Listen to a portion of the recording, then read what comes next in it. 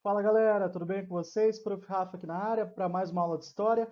E o assunto de hoje é ameríndios, os antigos ameríndios e a megafauna americana. A extinção desses animais há 10 mil anos atrás é o que a gente vai ver na aula de hoje, juntamente com a organização desses povos americanos indígenas. Bora começar!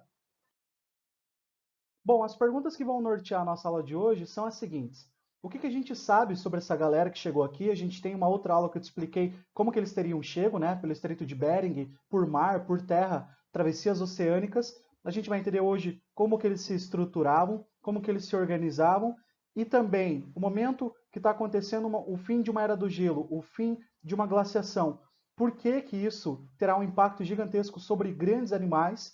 E aí, por fim, quando que os seres humanos aqui na América teriam começado as plantações. Então, para você não ficar perdido igual esse GIF que está acima de mim, presta bastante atenção. As evidências que a gente tem aqui na América levam a ciência a crer nas seguintes características que eu coloquei para você. Há 10 mil anos atrás, quase todas as regiões americanas já estavam habitadas. Então você tem de norte a sul o continente inteiro sendo habitado por povos indígenas.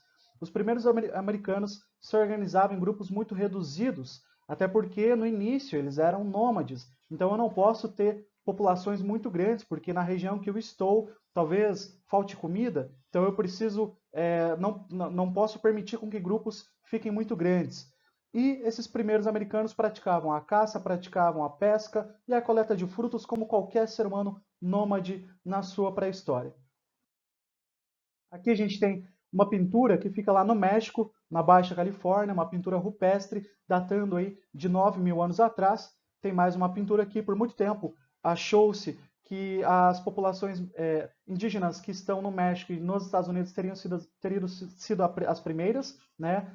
O conceito arqueológico de Clovis, mas hoje já se refuta muito isso. E aqui uma pintura rupestre da Serra da Capivara, lá no Piauí. Eu coloquei essa imagem e coloquei esse GIF do Minecraft para você lembrar que algumas tinturas, algumas tintas eram feitas de minérios, eram tiradas de rochas e o ferro é um grande exemplo. Então, várias tintas, muitas feitas de carvão, mas também muitas feitas de minério, a exemplo desse marrom escuro que você está vendo nessa imagem. Vamos entender então esse momento de fim de uma era do gelo. A primeira coisa que você tem que saber é natural que o planeta passe por momentos de resfriamento e momentos de aquecimento, como que a gente está vivendo hoje, né? De aquecimento global. Há 10 mil anos atrás, o planeta ele tinha muitas zonas congeladas, muito mais do que hoje. E o planeta começou a passar por um momento de aquecimento. Qual é o problema para a megafauna, por exemplo, esse problema de aquecimento? Então vamos por partes, vamos construindo esse raciocínio. A primeira coisa que eu tenho, como você vê nesses GIFs, é se a temperatura está maior, o gelo vai passar mais facilmente para o seu estado líquido. Então eu vou ter o derretimento das geleiras, o desprendimento das calotas polares e isso tudo caindo no oceano. Se a temperatura está aumentando, o clima está ficando mais quente. Se a temperatura está maior, eu tenho uma maior evaporação de água. Portanto, o clima vai ser mais úmido, já que a evaporação de água vai ser muito maior nessa temperatura maior. E aí você já pode imaginar o seguinte: se a temperatura está crescendo, se a transpiração, a evaporação, desculpa, está crescendo também, eu tenho nuvens se formando em maior quantidade e o regime de chuvas será aumentado. Então você passa por um momento em que o clima está ficando mais quente, mas também está ficando mais úmido, justamente pela evaporação maior da água e, por consequência, você tem um regime de chuvas mais intenso. Aí você pergunta, tá, mas qual que é o problema disso tudo para esses grandes animais, para essa megafauna? Antes que eu te explique isso, eu quero que você olhe essas duas imagens que eu coloquei. Em cima, nós temos mamutes e embaixo, do maior para o menor ali, um do ladinho do outro, indo da esquerda para a direita. A gente tem um mastodonte, nós tivemos elefantes aqui no continente americano, tivemos bisontes, aí do lado desses três tem ali um parente próximo da anta, só que maior, mais alto. Logo em seguida, na direita desse animal, um rinoceronte peludo sem chifre. Nós tivemos na América também, na América pré-histórica. No fundo, lá atrás, tem uma preguiça gigante, que daqui a pouco vai ter um fóssil dela para você ver. Do ladinho tem uma mistura de cavalo com zebra, um parente desses equinos. Do ladinho, mais à frente ali, tem um gliptodonte, que é um tatu gigante. E do lado desse tatu gigante tem o tigre dente de sabre. Todos esses animais habitavam o continente americano há 10, 15 mil anos atrás, e muitos deles aqui na América do Sul. E aí vem a pergunta, então, tá, como que esses grandes animais serão extintos e eu vou ter grandes animais, por exemplo, em outros lugares, não, só que não na América? Vamos entender isso então. A primeira coisa que você tem que saber é que esses grandes animais e outras não tão grandes assim, né, espécies não tão grandes, viviam em ambientes de savana. E há 10 mil anos atrás a gente tinha muita savana, muita pradaria, 11, 12 mil anos atrás. Então, esses animais de savana, como você vê aqui nessa imagem, um tigre-dente de sabre e um bisonte, se davam muito bem nessas vegetações. Era a vegetação que eles estavam mais adaptados. E aí eu tenho uma outra imagem aqui de outros animais que também habitavam o continente americano. Nós tivemos leões, olha só que legal isso. A gente teve camelos, na verdade é um parente da vicunha, parente também da lhama e da alpaca. Nós tivemos ursos, tivemos lobos, e aí as imagens que estão repetidas ali, do bisonte, do mamute, do tigre-dente de sabre, da preguiça gigante, enfim, uma série de animais que a gente não tem mais aqui no território. E aí você imagina o seguinte cenário: se o planeta está ficando mais quente, a evaporação está se tornando maior e o regime de chuvas está aumentando, o que eu tenho acontecendo com a vegetação? Eu tenho um tipo de vegetação que adora a umidade, que adora regime de chuva grande, que são as florestas. Então você imagina as savanas, esses ambientes que a gente tem, por exemplo, na África hoje, e aqui no Brasil você chama de cerrado, ou também em outros lugares é chamado de pradaria, esses lugares perdendo espaço para as florestas que estão se formando, justamente por conta das chuvas que estão aumentando.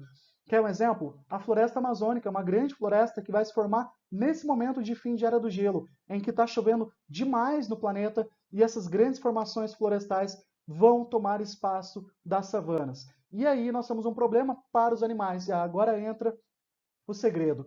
Se esses animais estão adaptados na savana, eles não conseguem, alguns, se adaptar, então, a esse novo tipo de vegetação.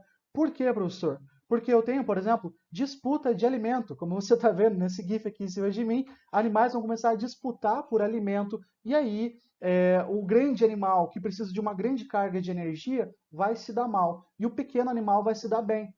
Pega a preguiça, por exemplo, que a gente tem aqui na América do Sul. Ela é muito pequena comparada à preguiça gigante de 10 mil anos atrás, justamente porque os animais menores conseguiam a quantidade necessária de comida, já a megafauna não, justamente porque seu habitat está diminuindo e a disputa de alimentos está sendo acirrada. E um outro agravante também, essa teoria ela um pouco tem menos consenso entre cientistas, mas fala-se também que a procura humana por esses animais não vai dar tempo deles se reproduzirem e aí as populações desses grandes animais vão diminuir drasticamente. Mas a causa principal é a que eu te falei.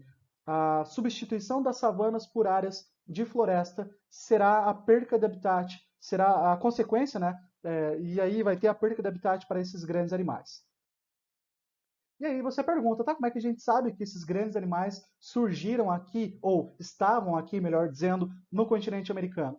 A gente tem fósseis. Fósseis nos mais variados museus, e um museu que eu indico é o museu de uma cidade lá no Piauí, São Raimundo Nonato, que é o Museu da Natureza. Nesse museu você vai ter inúmeros fósseis encontrados aqui no continente da América do Sul. Então, por exemplo, a gente vai ter lá um fóssil de uma preguiça gigante. Esse você não tem só no Brasil, tiveram em outras partes também. Mas a preguiça gigante, pasmem vocês, poderia chegar de 3 metros a 3,5 metros de altura. Então por isso que a gente fala em megafauna, animais extremamente grandes e pesados. Aqui também o exemplo do gliptodonte, que é o tatu gigante, parente então do tatu, por exemplo, do tatu bola, né? Parente é um pouquinho mais distante, mas perceba que o tatu bola é um animal pequeno. Então, repito, os animais pequenos se deram melhor nessa perca de espaço, né? Os animais grandes precisavam de muito alimento. Aqui tem o fóssil de um bisonte. Aqui tem o fóssil do camelo, que eles chamam de camelo verdadeiro, parente da vicunha, parente da alpaca, parente da lhama, que existe aí na América do Sul, nos Andes peruanos, né? A alpaca e as lhamas. Um fóssil também de um tigre-dente de sabre, ou Smilodon. E esse animal foi encontrado fóssil aqui no Brasil. Claro que você olha esse crânio, você fala, nossa senhora, que animal é esse? Né? Um animal super esquisito aí, mas fez parte da nossa fauna pré-histórica. E aqui uma curiosidade em relação à lei brasileira em relação aos fósseis, que é a seguinte: todo fóssil encontrado no Brasil desde 1942, pertence à União, ou seja, é um bem público, eu não posso tomar como propriedade privada. Eu tenho que chamar um museu, um estudioso, um cientista, uma pesquisadora, para que se tome conhecimento disso. Caso eu não faça isso, estou agindo fora da lei. Claro que eu posso comprar fóssil onde pode. Ah, eu trouxe um fóssil aqui que eu comprei de um país que podia. Ok. Só que no Brasil, tudo que for encontrado aqui e se for comercializado, você pode responder criminalmente, já que todo fóssil é um bem público. Lei desde 1942 e que vigora até a Constituição de 1988. E aí, vamos falar do ser humano, então, né? Como é que inicia a agricultura aqui na América? Demora um pouquinho em relação ao resto do planeta, né? Porque, por exemplo, no Oriente Próximo, a gente tem a agricultura começando há 9.000, 10.000 anos atrás. Aqui demora um pouquinho mais, mas começou, né? Eu expliquei numa outra aula como mais ou menos começa a agricultura no planeta. O ser humano observa e consegue dominar a tecnologia da agricultura, né? E aí, os primeiros alimentos que a gente começa a plantar estão aí no segundo item para você. Feijão, pimentão, abóbora, tomate, milho, algodão, batata, batata doce e mandioca. Saudamos a mandioca. E, para finalizar, com a agricultura, vários grupos humanos se fixaram, surgindo divisões hierárquicas na sociedade e vários agrupamentos cresceram, que é aquela explicação sobre como que vão surgir as pequenas comunidades, como é que elas vão começar a crescer, como é que elas terão líderes tribais, tudo isso advindo da agricultura. Para finalizar, então, a nossa aula, o que eu quero que você entenda? Que há 10.000 anos atrás a América já estava toda habitada, que os primeiros americanos eram nômades, praticavam caça, pesca e a coleta, e aí acontece o fim da Era do Gelo, isso tem um impacto gigantesco sobre a megafauna, que também era caçada por esses grupos humanos, e aí esse clima mais quente vai fazer com que chova mais, a savana vai diminuir a sua área de dominância, as florestas vão tomar esses espaços, esses grandes animais serão extintos e o ser humano começa a plantar aqui no continente americano há 7.000 anos atrás, das mais variadas espécies, de feijão a batata doce. E aí, conforme as pessoas foram plantando, divisões hierárquicas foram se formando, líderes tribais vão surgir e as comunidades vão crescer. E, por exemplo, se você olha uma comunidade indígena hoje, você tem uma estrutura muito parecida com essa antiga. Pequenos agrupamentos, líderes tribais, com várias especificidades e, enfim, as nossas tribos hoje são uma foto, né, do que foram as tribos no passado. Espero que você tenha entendido e gostado da aula de hoje. Muito obrigado pela atenção e diga tchau.